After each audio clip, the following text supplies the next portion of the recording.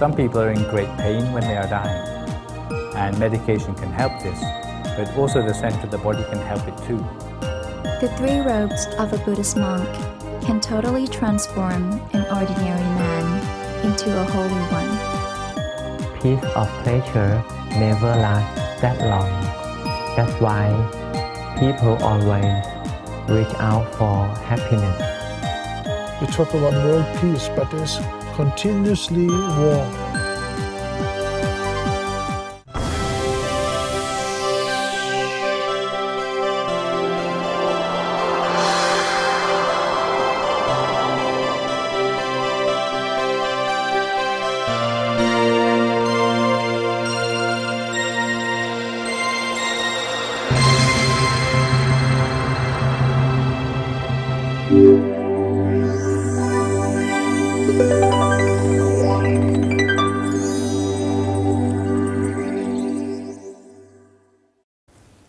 Sawadee ka. Hello and welcome to another edition of Meditation for All, a program for everyone who loves inner peace and self-development. I am Sunanpan Ratjan, your host for today. This week, we continue to focus on the Buddhist concept, the origin of the earth. And at the end of the session, Reverend Nicholas Thanisaro will give answers to questions that were raised by the students in his class, and this should be very useful to you.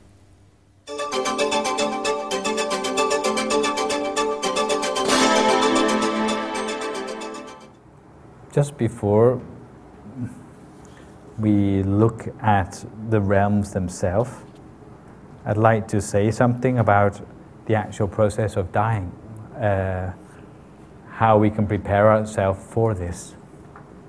I don't know if any of you have ever been at the bedside when a relative of yours has been dying.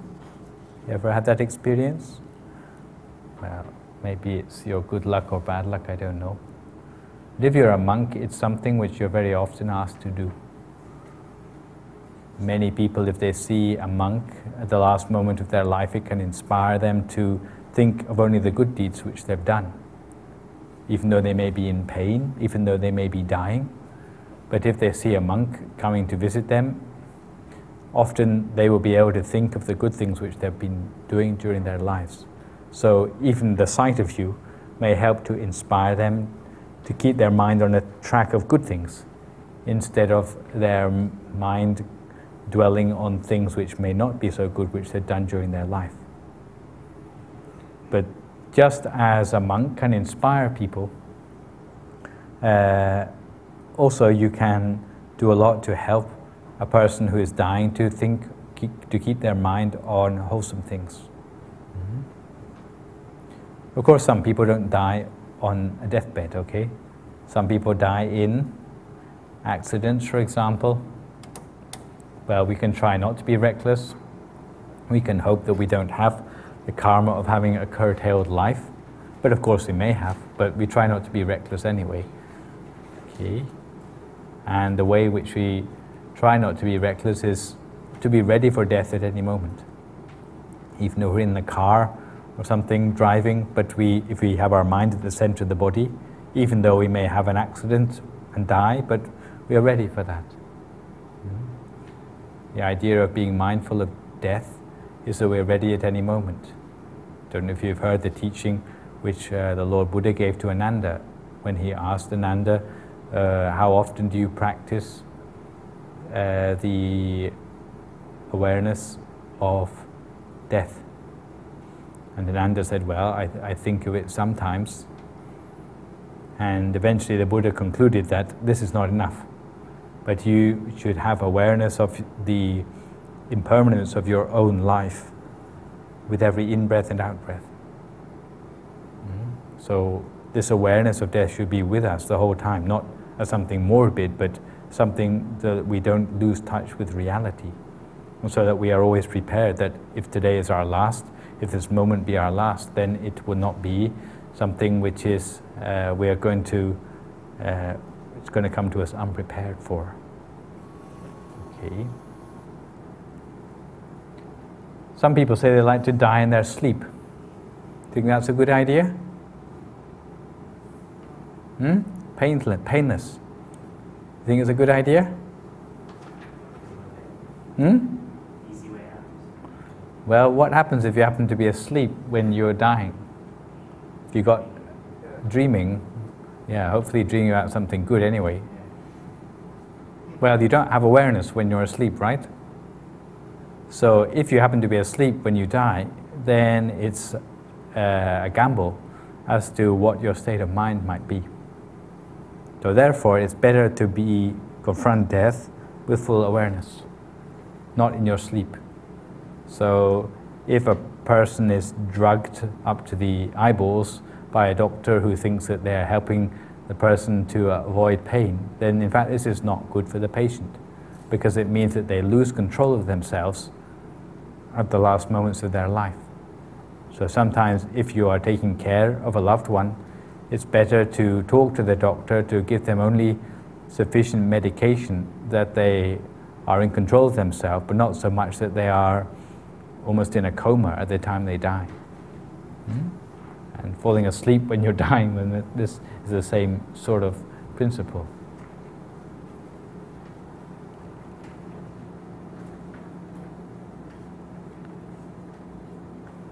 Some people are in great pain when they are dying, and medication can help this, but also the center of the body can help it too.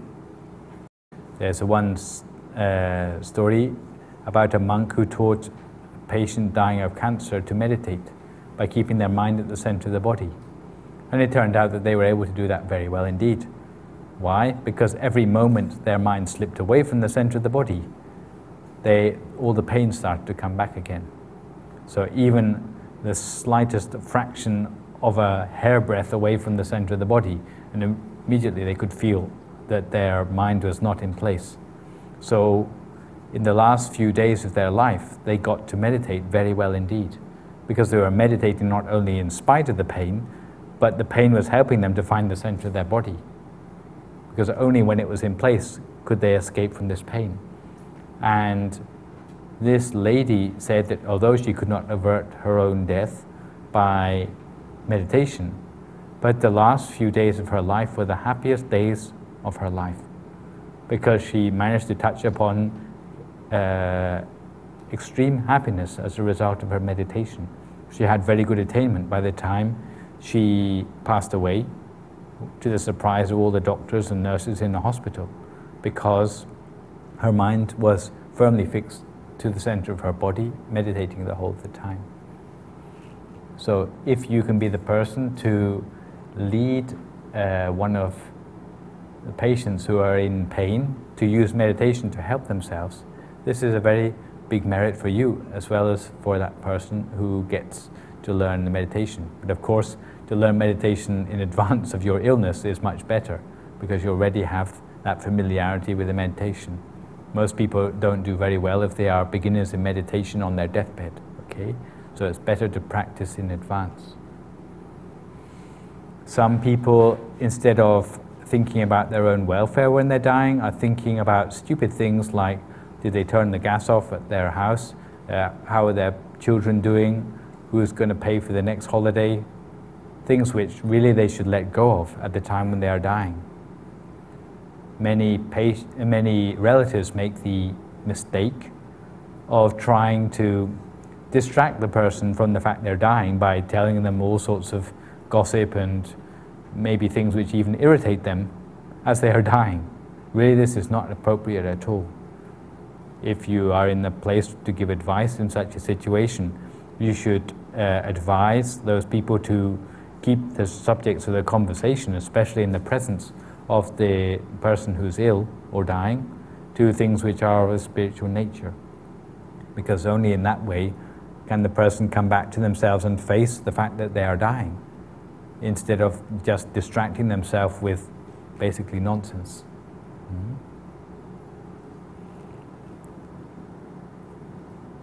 And if you meditate, then at the time when your life flashes before you, you have some control about how your mind responds to that, so that you don't dwell on the things which are maybe negative, which come up in these last few moments of rewinding your life. You have control over the state of your mind, so that you can keep your mind on a positive track rather than letting your mind slip onto things which are negative. Okay. So, what sorts of things can we expect when we pass away? From our near-death experiences, we already know that there are at least 3 pathways which seem to be described by the people. Anyone ever seen the film Ghost? Yeah? What happens in that, roughly, when people die?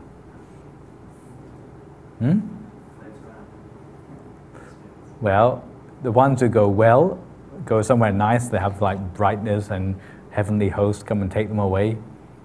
If they are going to somewhere which is not so good, then all the shadows come and drag them away, kicking and screaming to a place they don't want to go to. As for others who haven't gone one way or the other, then they're floating around mixed up with the humans, but the humans can't see them or hear them, right? In fact, the person who made that film must have had some sort of inkling about the reality of things. But in fact, in reality, it's more complex than that. Usually when a person dies, if they have a very strong, good karma, then immediately they are off to a new, better realm, which is what we call a heaven realm. If they have a very strong bad karma, then they don't need to hang around and wait for shadows to take them away kicking and screaming. Already the power of their own bad karma is enough to pull their mind immediately to a much more unpleasant place of existence. It's only the borderline cases which are still hanging around. And they do hang around for a length of time equal to 7 days in the human realm. You have that in Nepal as well? 7 days? They will still be around for 7 days.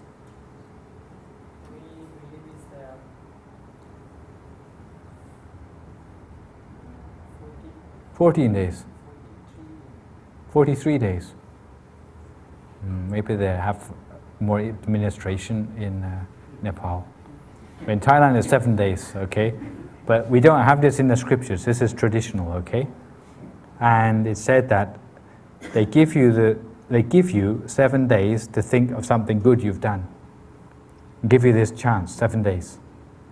If after 7 days you still can't think of anything good you've done, to allow your mind to become pure and to go to somewhere better, then they come and drag you kicking and screaming to a new place of existence. And there is a place where the borderline cases are decided. And this place in Buddhism we call purgatory. And then from purgatory there are a lot of better places and a lot of worse places you can go. And in the video, I think it's probably the better way to present it. I'll show you some of these, okay? But if you want to look at the back page of your notes, you see a pagoda. And this pagoda is not just a pagoda for decoration. It's a pagoda which is a representation of the different realms of existence. In fact, there are 31 realms of existence. The 5 major groups are the hell realms, animals, hungry ghosts, humans and angels. If you look at the pyramid, the pagoda here, the human realm is this one here, okay? So, if you want to fill it in for yourself, human body, and these are states of mind. A person who keeps 5 precepts at minimum can find themselves again in the human realm after they are reborn. So a human being can be born immediately in the human realm again. It's possible. When you hear about reincarnations of llamas, for example, then this would be the case. Okay. Below this you have 4 major realms. Who can tell me what they are? Unfortunate realms. Any offers? Animals, hungry ghosts. Sorry? Yes. Monsters, yes. Okay? But this is a little bit arbitrary. In fact, there are more. Okay? But for some reason they choose these 4. And the base is supposed to be like the bedrock of hell, okay? Which is like a place where if you go there, you can just like be put in prison and throw away the key, okay? Above this, we have a group of 6 realms which are above the human realm. You can tell me what those are.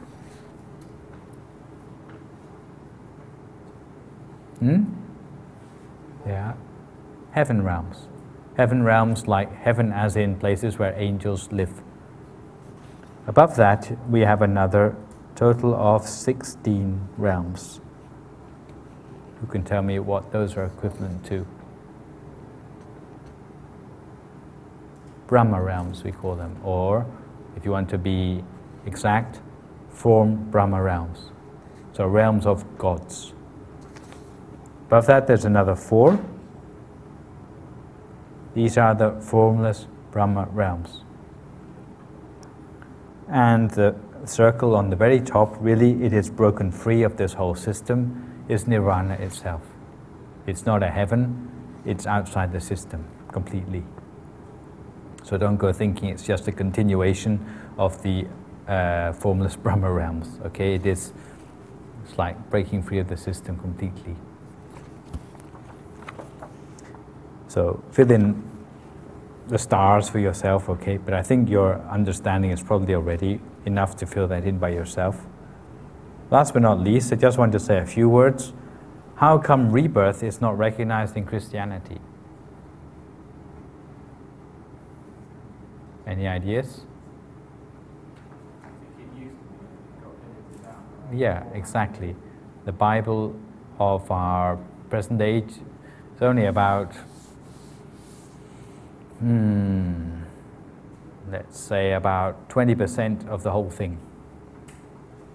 And the other 80% got edited out by Constantinople, amongst others, because it didn't fit in with the sort of beliefs which the Roman Catholic Church wanted people to follow. So they sort of got rid of it, and it turned up again in the Da Vinci Code, okay, but that's another story. It's still there, but it's still seen in what's called the Apocrypha. Apocrypha is a name which means scriptures which are outside the scriptures. They are not authorized by the church, okay? But they are written at the same time. In fact, within these we still see things referring to rebirth and transmigration of souls and so on in the Christian church. The reason Christians don't like rebirth is that they think that our human lifetime should be a time when you have got one chance to make a good go of it, okay? And if you fail, then that's it. You're damned for eternity, okay? Well, it's quite a good belief, actually, because you should make the most of your life. But in Buddhism, okay, we recognize that life does go on. Even if you do get born in heaven, it's not permanent state of being. Eventually your merit runs out in heaven and you end up back in another realm again, which may be the human realm if you're lucky. If you're not lucky, it may be much worse than that.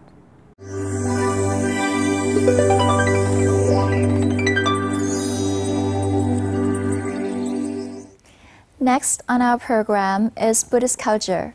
This episode is titled The Color of Dawn. You will learn about the history and importance of a monk's robe and its effects on the earth for over 2,000 years.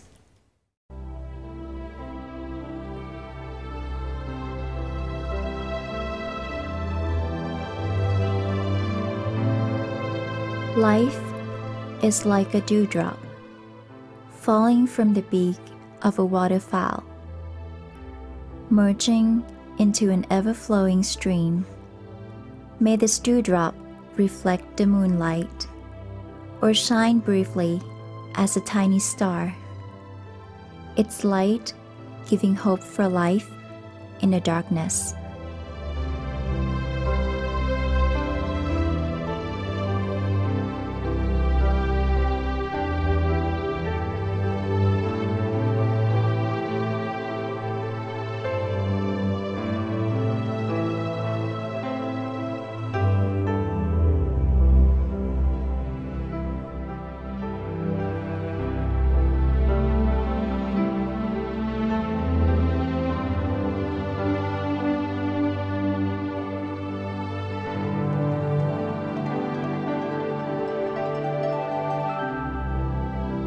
For reasons that a man should recognize, he garbs himself in the robes of peace, garments which are the color of dawn.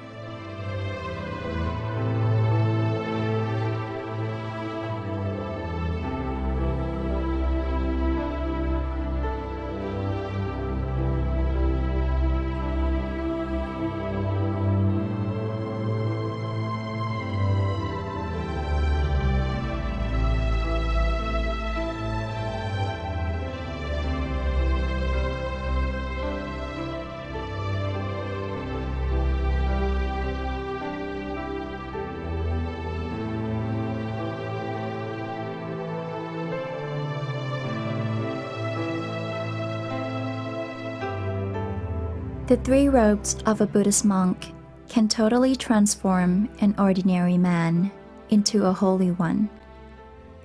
By enveloping himself with these robes, he elevates himself to be as a son of the Lord Buddha.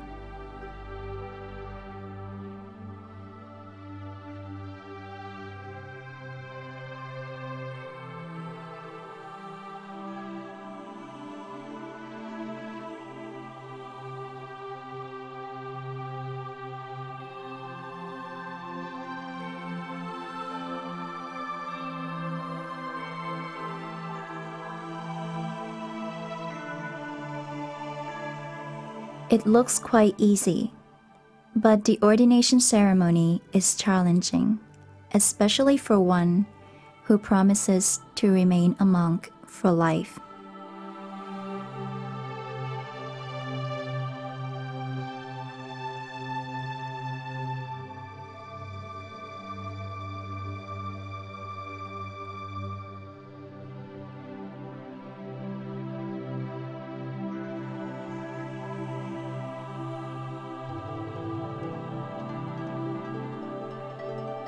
The set of monastic robes is called Patrai or Trai.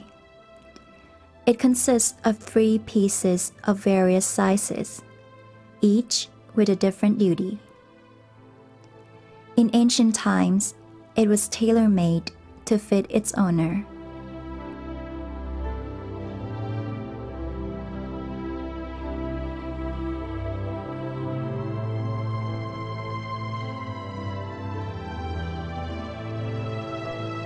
In the early time of Buddhism, it was believed that a cloth should come from a dead body, then laundered and dyed. Buddhists still respect this belief in funeral ceremonies. Before cremating the deceased, a senior monk goes up and takes the patrai that is laid in front of the coffin.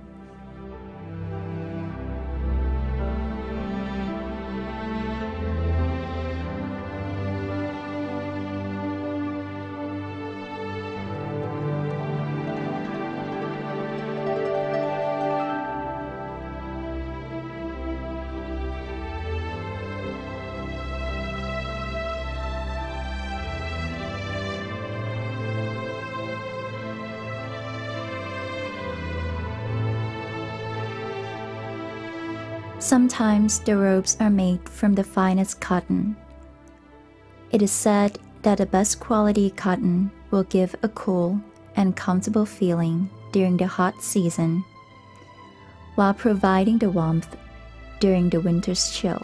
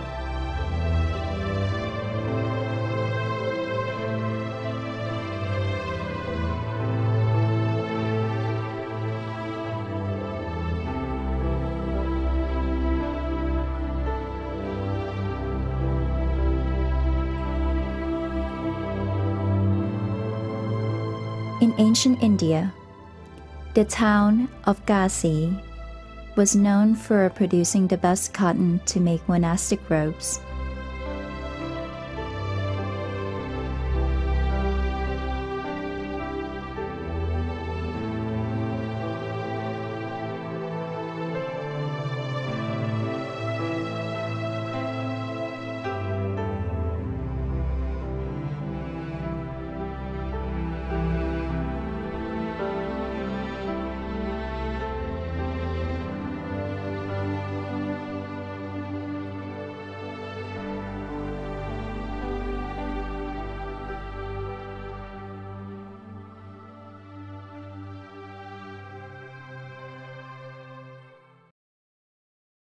Now it is time to meditate. Please relax and put your mind and body at ease, and let Reverend Somsak Piyasilo guide you through this meditation session.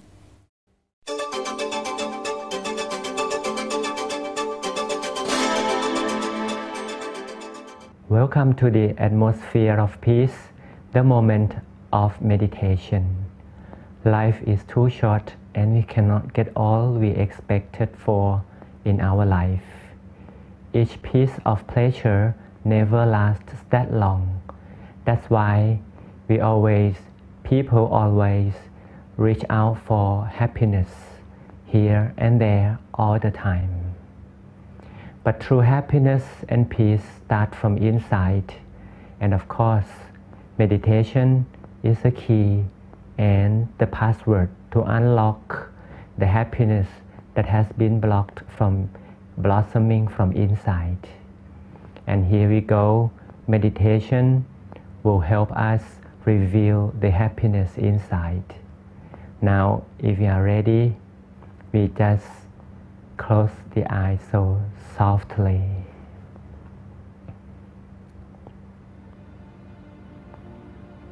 And as usual, we take a good deep breath.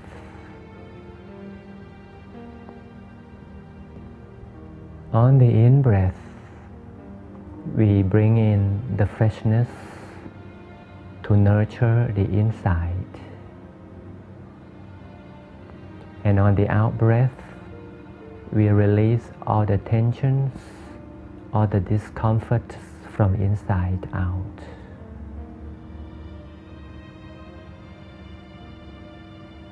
And relax the whole body. The whole body from head down to the heels. We slowly relax them all. All parts of the physical body are now relaxed. No such a single part that could be remained stressed. Release and let go, as if we are soaked by the mass volume of the stream of relaxation. Recall the station of peace by taking the deep breath again. Follow the in-breath until it ends inside the stomach. This is so called the familiar, the turning point. And all we do is to bring in, welcome in the mind to stay still at the turning point. This is the station of peace. The mind will be here like it has come home. Spend a little moment in quietness, settling down over the station of peace. Gently, slowly, without any rush of any kind.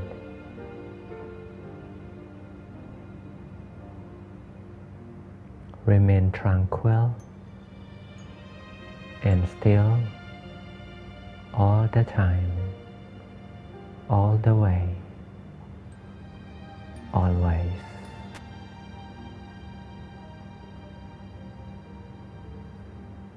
Welcome the moon in the mind by a little click inside, the slightest touch, a click revealing the moon shining in the mind, in the center of the body. Over the turning point shines the full moon. The full moon represents the peaceful mind, as the mind is of a sphere form. And that's why the moon embraces the real shape of the mind.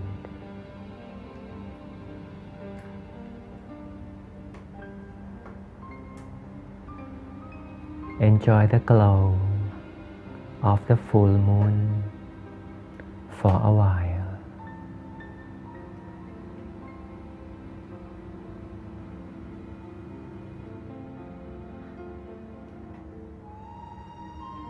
The most important person in your life is your own self. You might tell yourself, I am the most important person in the world. That's why we are the first person who deserve inner peace.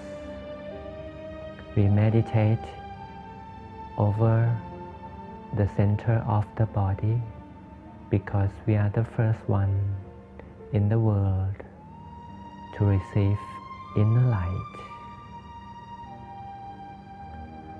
Life is basically not bright unless meditation brings us to the station of brightness, and the moon is functioning its inner light at the moment.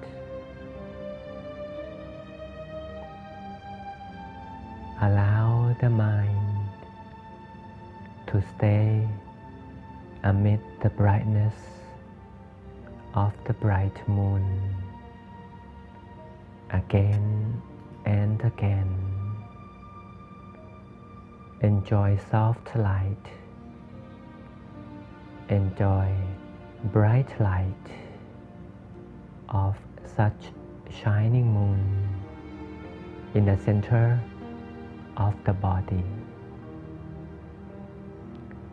Make sure at the moment physical body and the mind both are truly relaxed. Relax again and always during meditation. Enjoy the continuous glow of the moon shining in the mind. And we are right. We are the first person who deserves inner peace, who deserve inner light. So let this moment go on with happiness for a while.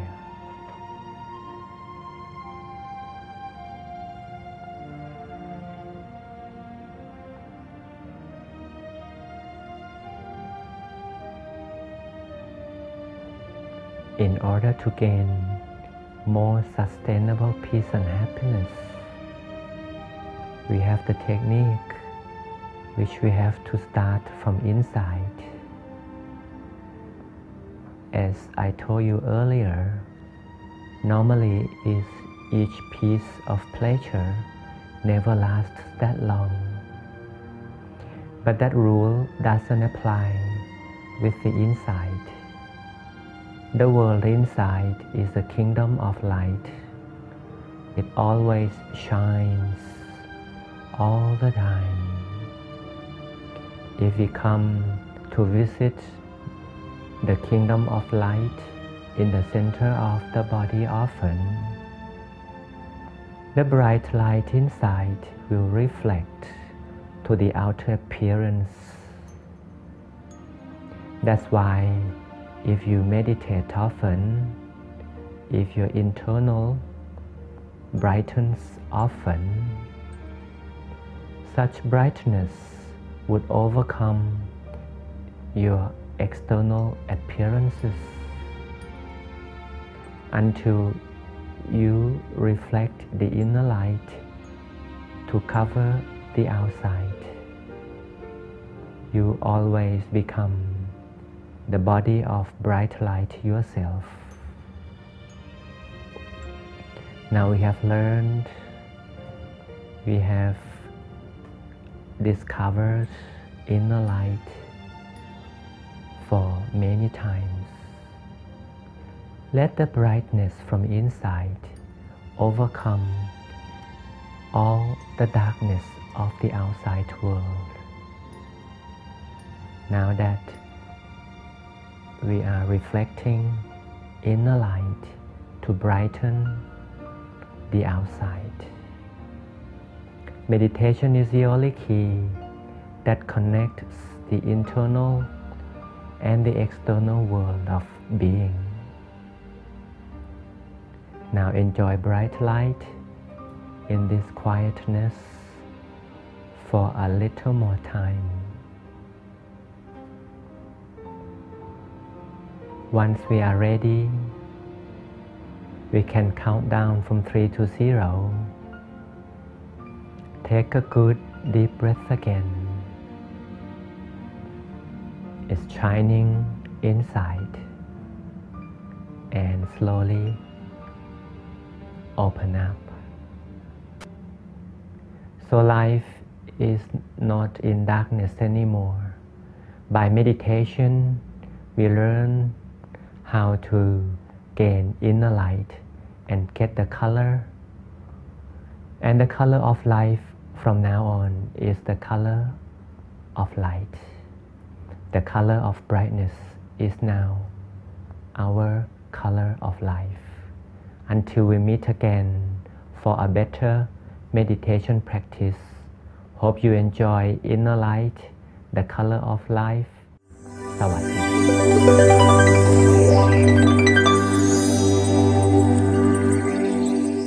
Next, for our interview session, we will meet one of our distinguished guests, Mr. Manfred Kramer, who has no excuse for taking time off from meditation. Let's join him.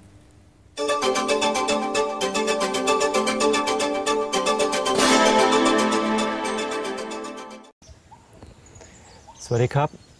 Welcome back to the 4th meditation retreat program. And today we're going to talk about the meditation with one of our participants in the Middle Way meditation retreat. Sawasdee Krap. Could you tell us your name and the country where you're from? My name is Manfred Kramer. I'm a German, but I'm in Thailand now. Okay. So, what made you decide to come? Because we did one course already 10 years ago in Chiang Mai meditation, and I wanted to refresh. And actually, I'm doing meditation already for the last 10 months.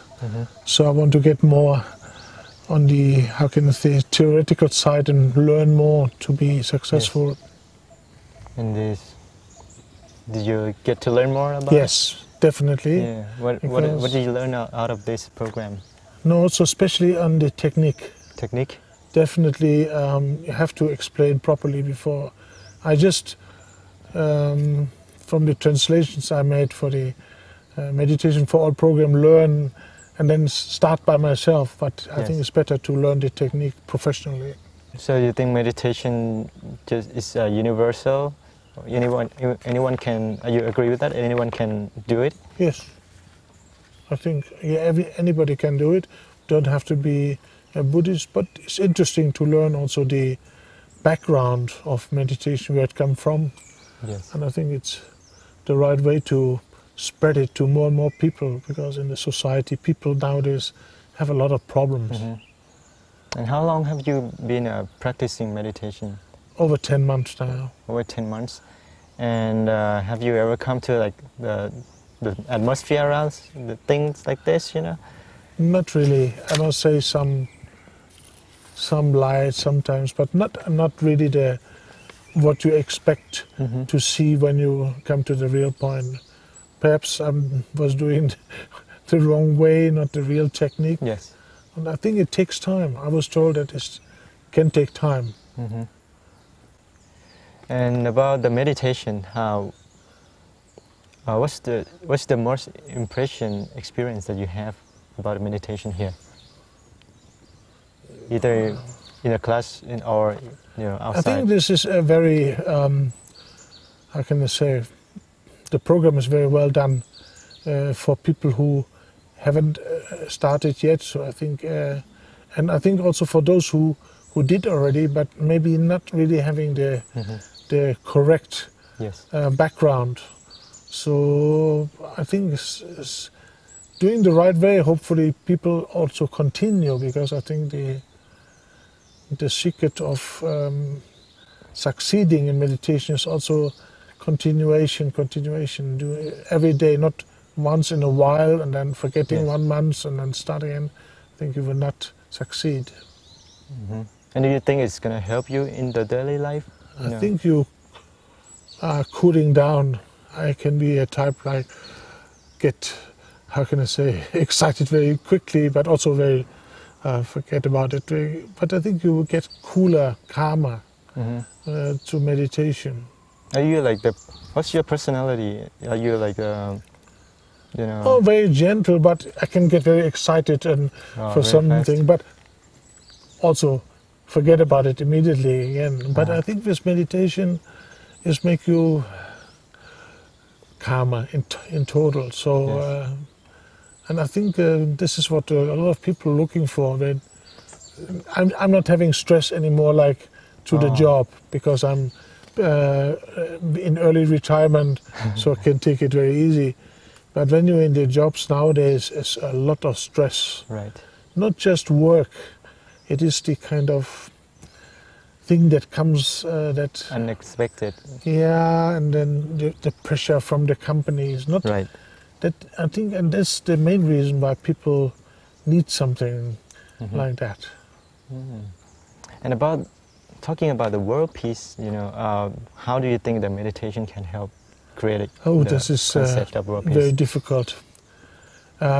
If meditation spreads out all over the world, it will help. But that is something that takes a long time. Right. Because we talk about world peace, but there's continuously war, not in one, but maybe in 10, 15, 20 places. Right. Not a big war in a sense of First and Second World War, but a lot of small wars. And you can see, just point to the map, there's so many places, and I'm not sure you can reach all the places. It may take 20, 30, 50 years, 100 years. But it's a nice goal to achieve, Yeah, to start. to have world peace, because I think people meditating don't shoot at each other. Right. What have you learned about Buddhism here?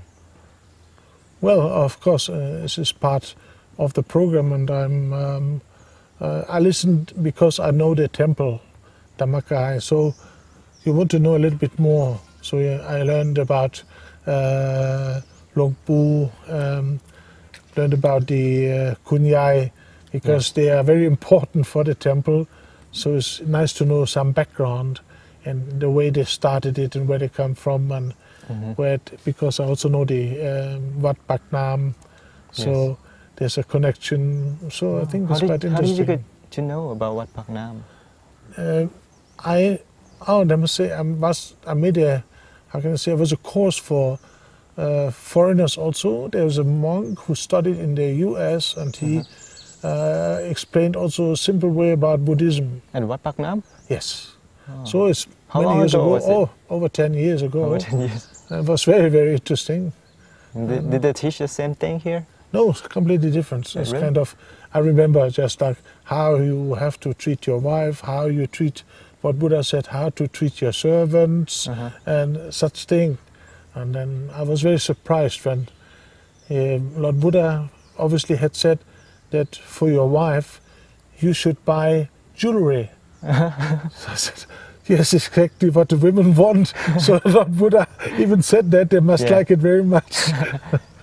And that was some lectures, I think 2, 3, only a very small group. Was it a meditation No retreat? meditation No involved at meditation? all. Just getting to know as foreigner in English more about Buddhism, Oh, okay. which is not easy to find normally. Right. That's why at Wat Phak Nam, and then you hear it often and say, oh, I have been there, but I didn't know that there was a connection. And what about the experience during the meditation sessions? How's your experience? Oh, quite good, except I learned that it's not good for me after breakfast, because that during such a session I sleep more than meditate, and I think I will continue my meditation to be very early morning, after waking up, doing some exercise, then take shower and then sit down before talking or breakfast or anything, and then meditate. And I feel that is the very best time for me, and perhaps in the afternoon or evening. That is what I learned here, because I never did, of course, also so much meditation in a day, because at home could be 20 minutes, half an hour, sometimes 1 hour that I spend on, but not here is quite a lot of time. Yeah, it becomes a daily routine for you. Like, I think this is the secret, and also that is recommended in the Meditation for All program. You must, or you should, take a meditation, if you want to maintain, put it into your daily schedule.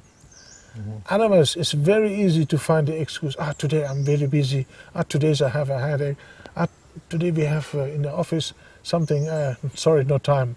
So when you do it as a daily routine, I think you can manage some 20 minutes, half an hour, even if you are working. Or in the late evening. Well, I've only suspect that evening sometimes people come back too exhausted, too tired. But you should, in order to maintain a daily routine, put in your also daily program. yeah. And then anything else you'd like to say to the audience at home, all around the world, to DMC channel? Just, I think I can only recommend, if you have the feeling that this could be something for you, just do it. Try out. And if you maintain it, you would see, I think it gives something to everybody. Health-wise even, you feel more relaxed. And you might, if you're very good in meditation, you might achieve a lot more. Yes. That's it. Okay. Thank you very much for joining us today, and ขอบคุณครับ You're welcome. Amen.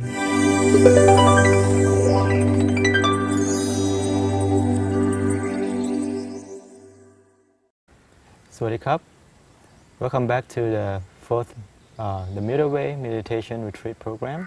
And we'll have a conversation with one of our participants. Okay.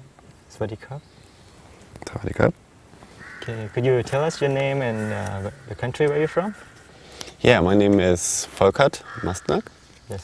and I'm from Germany. And how did you know about this program, the meditation program? About this meditation program, I wanted to do a retreat that was in my mind, Yes. and I was looking in the internet, so I found the page of the Middle Way. So what made you, come here? Yeah. What made you make a decision to come here? First of all, I'm interested in spiritual topics, and I don't know why, I'm not sure. And second is that I have some problems in my life, Yes. personal kind. You know, don't know where to go, don't know what to do. And I was talking to a traveler I met. We were talking about topics like that. Yes. And she told me, why don't you do a retreat? Why don't try meditation? So once you get to meditate in the program, how do you feel the first time, the first day?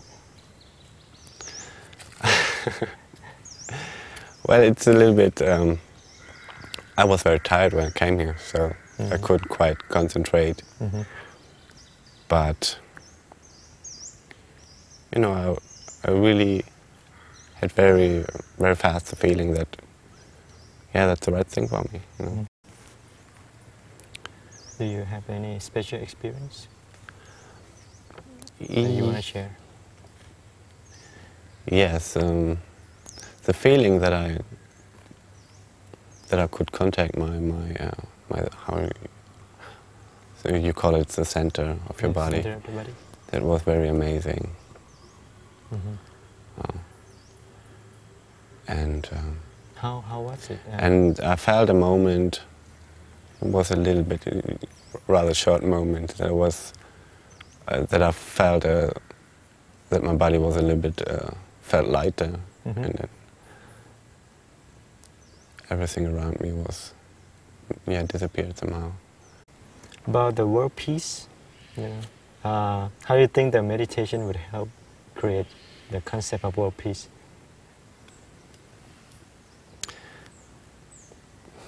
Yes, I surely think that if everybody would meditate, would find his inner peace. So why should they fight against each other? Right. So there will be no will- reason then anymore. Yeah, people will have like the feeling like you, happy, you know, Yeah. no harmful feeling. Yeah. Okay. And you have learned about some Buddhism culture and Thai culture. How do you like it? I like it very much. I like the Thai people in general. Yes. Of course, they are not all the same. People are different, of course. Yes. But I like this country. Yeah. And what I like about Buddhism most is that it's, I think, the most liberal kind of religion that exists on this earth. Nobody is going to be pushed to believe anything. And I think the Buddhists never fought, you know, like in the past of the Christianity. There are some bloody wars, Yeah. religious wars. So things like that never happened in the history of Buddhism, I think. Right. So far, I know. So. Yes. And do you like the program of, you know, the schedules that we have done for you? Wake up in the morning, 5 in the morning, very early. You know, do you like the schedule then? Does it fit for you? Yes, absolutely. Yeah. I think for me personally, meditation goes with spirituality. It has a spiritual background. For me, it wouldn't make any sense to meditate, you know, just for relaxing. If you want to relax, you can also get 2 hours massage or something, go to sauna. I think that. And get up early in the morning. Yeah, it's a thing where you can improve your self-discipline. Yes. Okay. A little bit. Feeling clean, feeling not so lazy. So, for example, if we would like to sleep 9 or 10 o'clock, yes. I would feel lazy. So I don't want to do that here. So you are. I want to feel fresh, clean. Fresh. I don't know. Yeah. Proud of yourself. Yeah. Yeah. Well, thank you very much for having a very great conversation today. Okay, ขอบคุณครับ ขอบคุณครับ